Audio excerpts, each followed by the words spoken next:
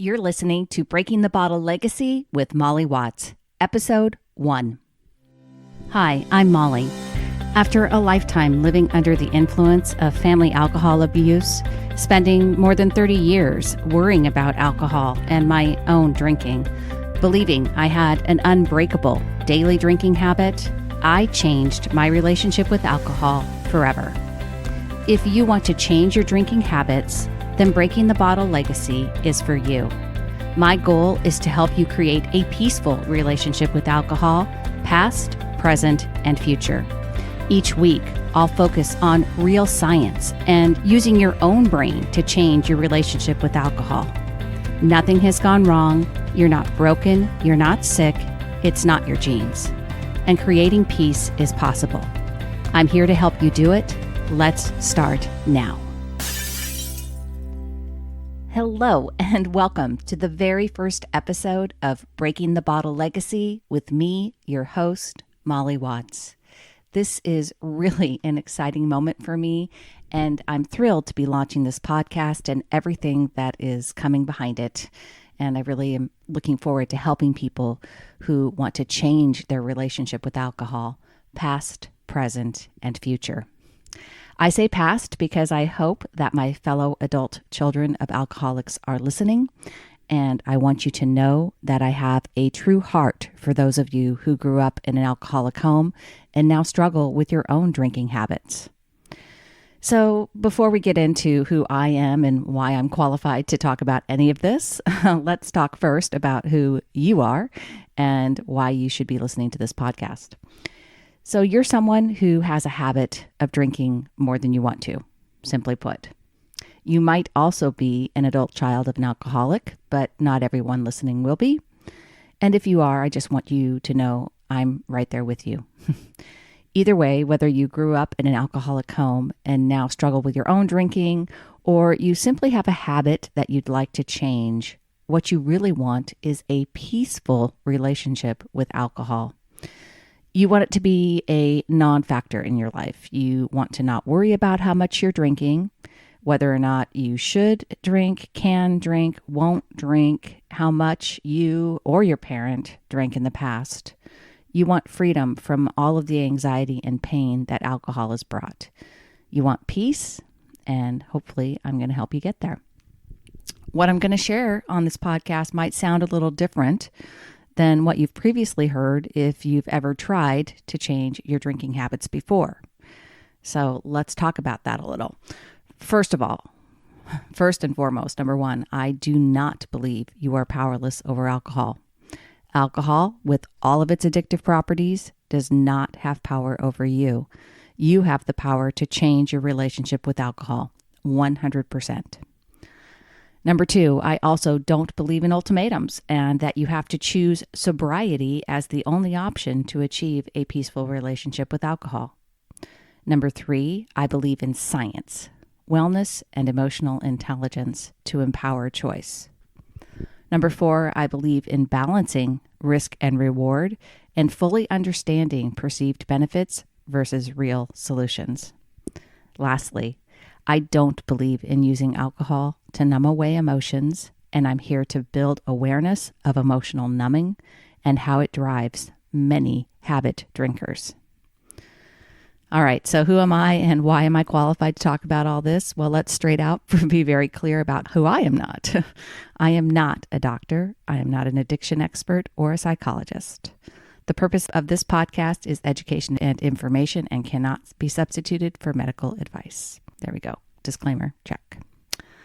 My name again is Molly Watts, and I am recording this podcast from the beautiful state of Oregon. I have lived here in Oregon now for more than 30 years, and I'll just tell you, if you have never been to the Pacific Northwest, then you really ought to visit. You should, however, wait until the summer. Right now, I'm recording this in December, and it's been extremely soggy, and you'll be listening in January. I don't anticipate that changing very much. And even after 30 years of living here, I still don't like the rain, even though by now you'd think I'd be used to it, right? I'm someone on the outside who's always appeared pretty successful. I'm a proud graduate of the University of Oregon. Can I get a go Ducks? And I've been married for 30 years, mom to 4, yes, I said 4 young men. I have a great circle of friends, including a group of women who have been my closest friends since all the way back in grade school. And I've successfully navigated a career before my kids were born and a reinvention of it after I stayed home with them for more than 12 years. I love my day job working for a senior living community, and in my spare time, I have even had a successful podcast and passion project before. It's called 5 for Life and the Live Happier Longer podcast, which you can check out.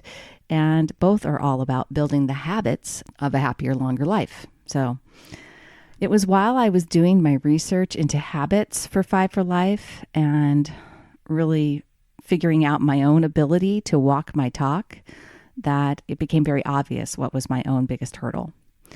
I really believed and still believe in everything that I was sharing on that podcast. But while I was passionate about it and am passionate about it, I also felt like an imposter. Yes, I was working on building positive habits, but until 2019, I also hadn't been able to stop the one habit that had caused me a lifetime of anxiety. And that was my 30 plus year daily drinking habit.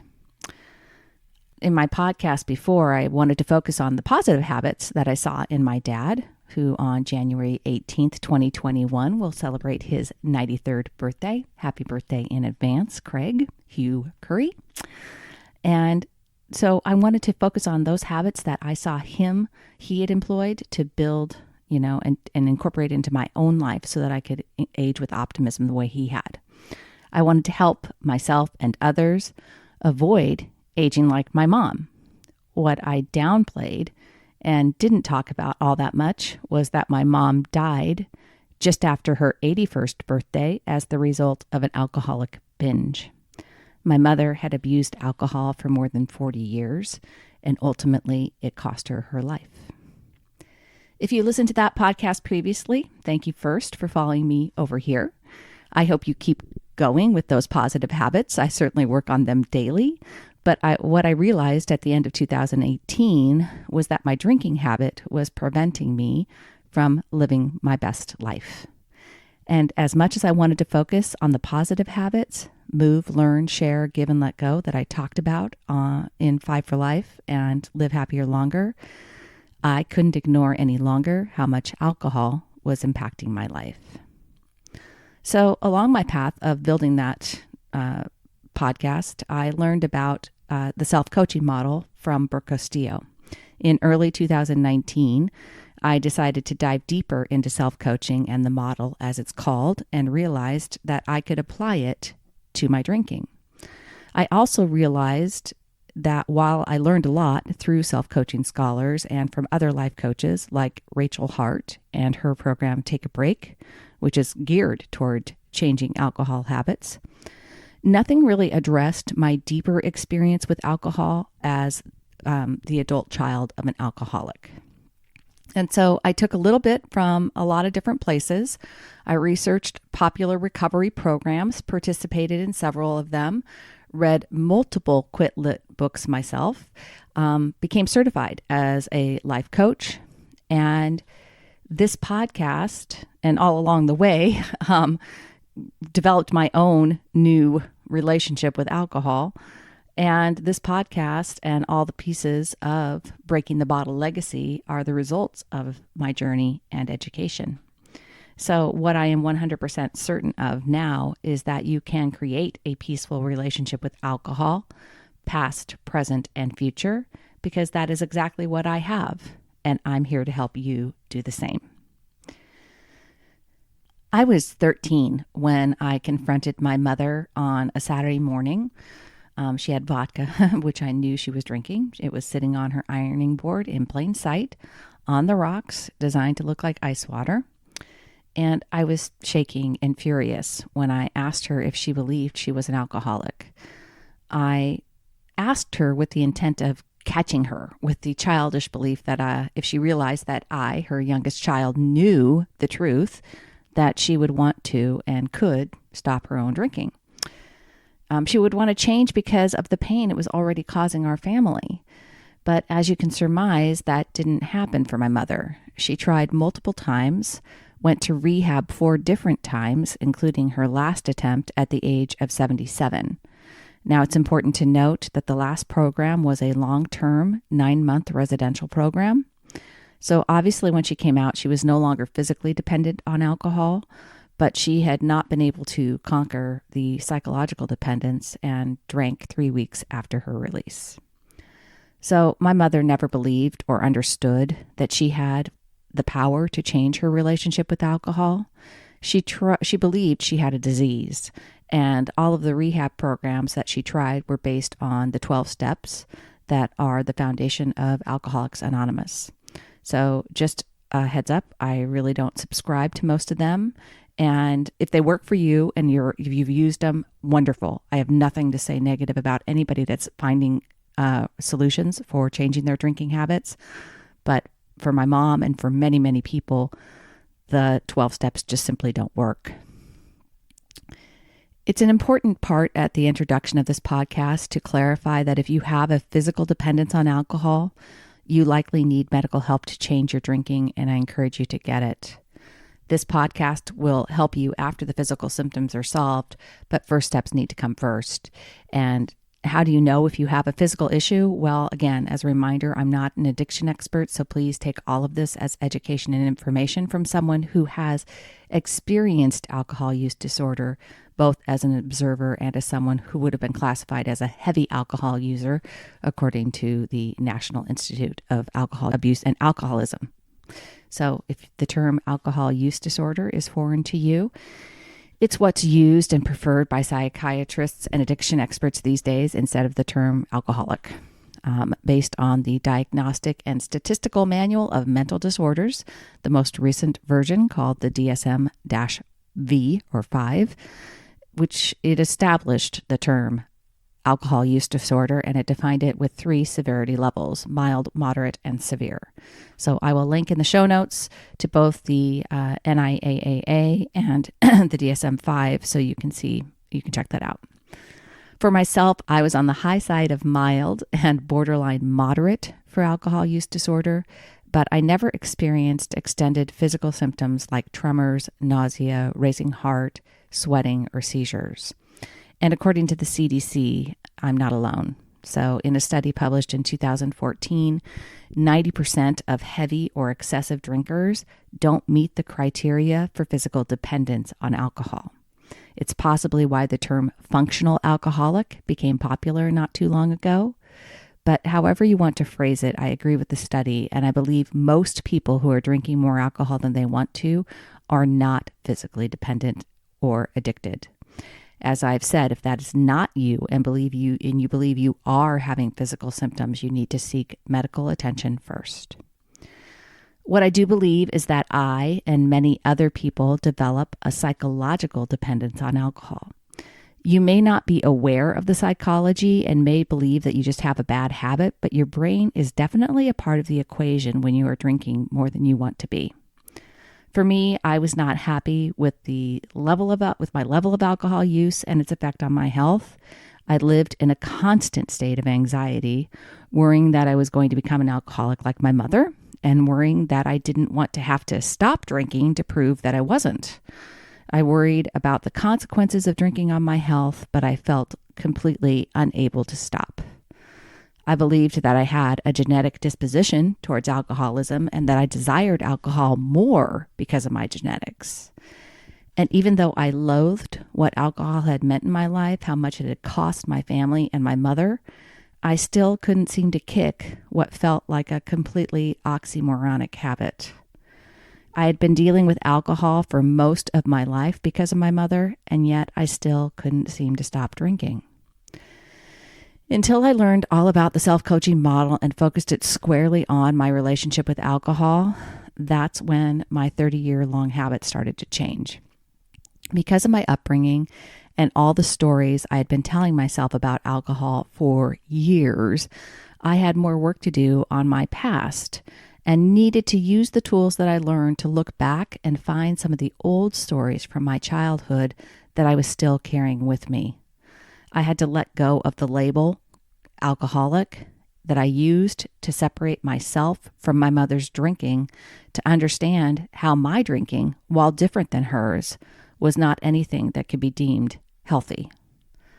So if this sounds familiar to you, if you've had a decades-long drinking habit that you cannot change despite trying lots of different ways to cut back, if you are an adult child of an alcoholic who is drinking more than you want to, or if you simply do not want alcohol to be an issue in your life anymore and you want to create a peaceful relationship with it, then this podcast will give you the tools I used and still use to have that relationship with alcohol. Alcohol is no longer an issue in my life. It is a non-factor. I don't worry about it at all. I don't feel like I'm missing out when I choose not to drink. I'll also tell you that this podcast is not about being completely alcohol-free if you don't want to be. If that's what works for you and you feel at peace with that, then by all means, be alcohol-free. But if you think that you'd like to be able to have a glass of wine now and again, that's okay too.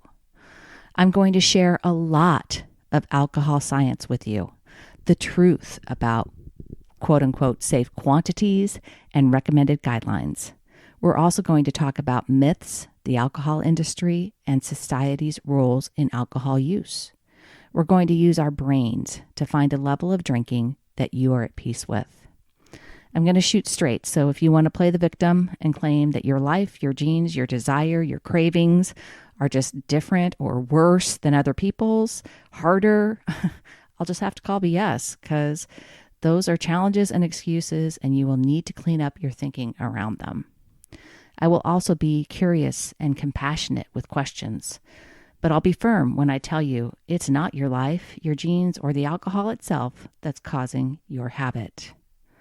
So what is different about what I'm going to share with you and the work I've done to change my relationship with alcohol and my alcoholic parent? And yes, my alcoholic parent is deceased, and yes, I still was able to change my relationship with her. First, I believe anyone and everyone is capable of retraining their brain and changing their relationship with alcohol. Even if you are like I was and haven't missed a day of drinking, or very rarely in 30 years, you can do it. I call it the behavior map result cycle, and beyond changing your relationship with alcohol, mastering this process applies to every area of your life, and it's a complete game changer. Second, with these tools I teach you, I believe adult children of alcoholics can create a calm and peaceful relationship with alcohol, past, present, and future. The past of adult children of alcoholics might bring up a lot of strong emotions, but I'm going to teach you why that doesn't have to be the case. Third, I'll be focusing on the science of alcohol. It's important for me to share the clearest message I can about the safety of alcohol because a lot of what we hear seems contradictory and very confusing when it comes to drinking. To that end, I'll say simply and clearly that alcohol is a drug. It has a limited therapeutic benefit that can quickly turn negative. Its impact on an individual basis is dynamic and changes basically every time you drink. What doesn't change is this: ethyl alcohol, the alcohol in our drinks, is a known carcinogen, and consuming it increases your risk of several different cancers. The associated risks increase based on the amount of alcohol you consume, but there is no known quote-unquote safe amount of alcohol for physical harm other than none. We're going to dive deeper into the science of alcohol, and we'll also assess other areas of our lives that alcohol impacts beyond physical wellness. We'll examine financial and social wellness in evaluating our own risk-reward analysis. Lastly, we'll explore psychological dependence and emotional numbing. Long before we become physically dependent on alcohol, we develop a psychological dependence on it. I firmly believe that most people who misuse alcohol are not physically dependent, but have a psychological habit regarding drinking. It's a misguided attempt to change how we feel with a temporary buffer. I will teach you how to feel better without changing all the circumstances in your life, despite your upbringing, your job, your family, whatever else is quote unquote causing you to drink more than you want to.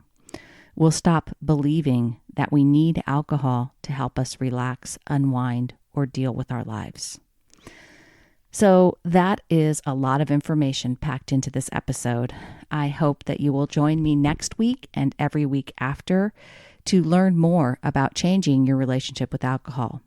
Upcoming, I have some great interviews scheduled with authors, researchers, and psychologists, and we'll ask them to weigh in on alcohol truths. These guys are some of the thought leaders and real scientists, so I'm super excited to share them with you. I'm also getting ready to publish a book by the same name as this podcast called Breaking the Bottle Legacy. And if you would like to get notice of when that book will be available, all you need to do is go to www.mollywatts.com. That's mollywatts.com, Molly with a Y, Watts with an S, and sign up. You'll also get a free copy of my special report, Alcohol Truths, How Much is Safe. So head on over. I would love to answer your questions about changing your relationship with alcohol, so please reach out to me directly at podcast@mollywatts.com. Your feedback and input is very appreciated, and if you have time and post a review on wherever you listen to podcasts, even better. Anyone who does leave a review this month, January 2021, will be entered into a drawing for an Amazon gift card. So with the last thoughts of this podcast, my episode 1 for Breaking the Bottle Legacy, I want to dedicate this effort to my mother, Shirley Ann Curry. My mom held on to stories from her past and became overwhelmed with her present and gave up on her future. I wish she had understood that her genetics were not at fault and she was not suffering from a disease. I wish she believed that she could change her life. Though she lived in a life of relative security, she never accepted those things with authenticity and gratitude. I hope she is resting peacefully now, and I thank you, Mom, for giving me the exact life I needed to become the person I am today. Okay, that is it for this week. I will see you next time, and until then, choose peace. Thank you for listening to Breaking the Bottle Legacy. This podcast is dedicated to helping you change your drinking habits and to create a peaceful relationship with alcohol. Take something that you learned in today's episode and apply it to your life this week. Transformation is possible. You have the power to change your relationship with alcohol now. For more information, please visit me at www.mollywatts.com.